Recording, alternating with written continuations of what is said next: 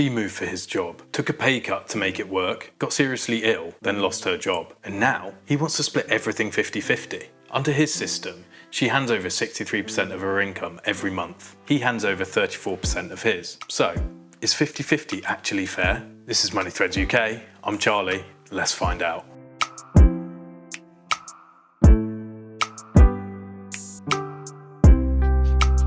Here's the situation. She's 30, he's 38. They're engaged. She works full-time in middle management in care. He's a teacher on a solid pay scale. Combined, she takes home 40% of the household income, whilst he takes home 60%. He wants to split all bills 50-50. She wants to split them proportionally, so each of them puts in the same percentage of what they earn. Under her proposal, she pays 40% of the bills. Under his proposal, she pays half of everything. That works out to 63% of her income. He pays 34% of his. And the context makes this worse. She was off sick, seriously ill, for 2.5 months, came back to work for 6 weeks, and then was made redundant. They then relocated to a small seaside town for his job. Her new role pays significantly less than what she could have earned before. Oh, and they're currently living with his parents, paying rent there, while still covering the mortgage on their own house, which they're trying to sell. So, she took the pay cut for his move. She had the health crisis. She lost the job. And he wants 50-50. Let's break this down. There are basically 3 ways couples handle shared finances. None of them is objectively correct. Model 1, 50-50. Everything split down the middle. Simple, no maths required. Works brilliantly when incomes are similar. Gets painful fast when they're not. Model 2, proportional. Each partner contributes the same percentage of their income. You earn 60% of the household income, you pay 60% of the bills. Everyone ends up with the same proportion of their salary left over. Mathematically, the most equal system. Requires more transparency around income, but for most couples, that's not actually a problem. Model 3, full pooling. All money into one pot. All spending comes out of that pot. No yours, no mine, just ours. This is common among long-term couples, and research links pooled finances with higher relationship satisfaction, but it only works with genuine trust and equal voice. When one person controls access or uses money as leverage, that's not pooling, that's control. With that in mind, let's look at this specific situation. So what's the maths case for proportional? Let's run the actual numbers. Say total shared outgoings are £2,000 a month. 50-50, she pays £1,000, he pays £1,000.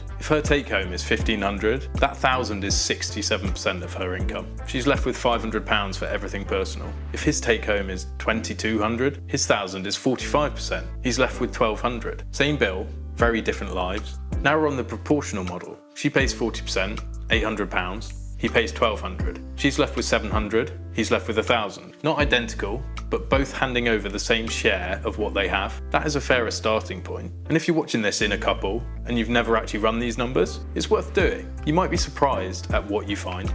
The context that changes everything.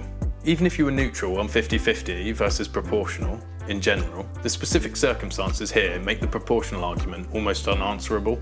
She didn't just happen to earn less. She earns less because they moved for his career. She took a lower paying job in a small seaside town so that he could take the role he wanted. That is a financial sacrifice she made for this relationship. Then she was seriously ill. Then she lost her job. These aren't lifestyle choices. These are things that happened to her. For him to say we split everything 50-50 is to take none of that into account. Now, I want to be fair. There's a version of the 50-50 argument that isn't unreasonable. The idea that shared costs are shared costs and keeping things simple avoids resentment. I get that. But that only holds when both people are starting from something like a level playing field. They're not. She sacrificed earning potential for this relationship. The least the relationship can do is not penalise her financially for it as well. What they should actually do. Here's what I'd actually suggest. For this couple, and for anyone watching in a similar situation, stop arguing about the split and have the conversation about full pooling instead. They're engaged. They already have a shared mortgage. They're about to merge their lives completely. At some point, the distinction between your money and my money matters a lot less than what we do with our money. Full pooling means both people have access to everything. Both people know what's coming in and going out. Both people make decisions together. And just to be clear,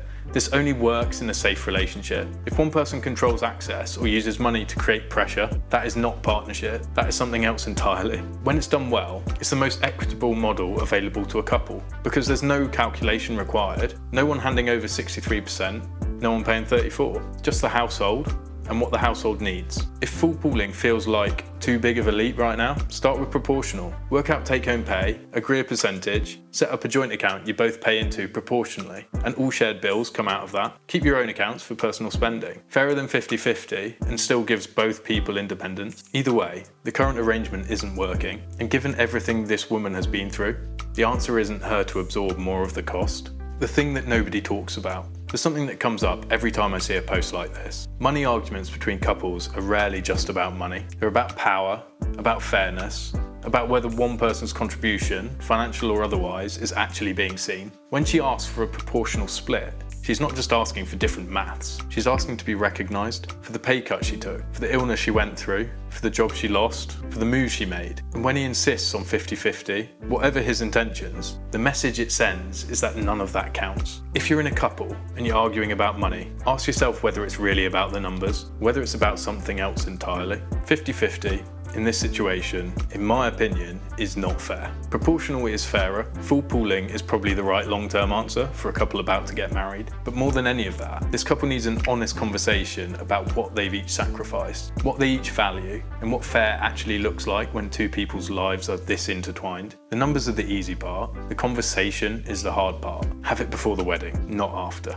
If you're in a couple, do this one thing this week. Work out what percentage of your household income you each bring in, and work out what percentage of shared costs you each pay. If those numbers don't roughly match, that's a conversation worth having. Not an argument, just a conversation, because the goal isn't to win, the goal is to end up somewhere that works for both of you. I want to hear from you. 50-50 or proportional? And if you're in a couple, has money ever actually caused tension? Drop it in the comments. I read everything, and I always reply. If this one hit close to home, a like genuinely helps get it in front of more people.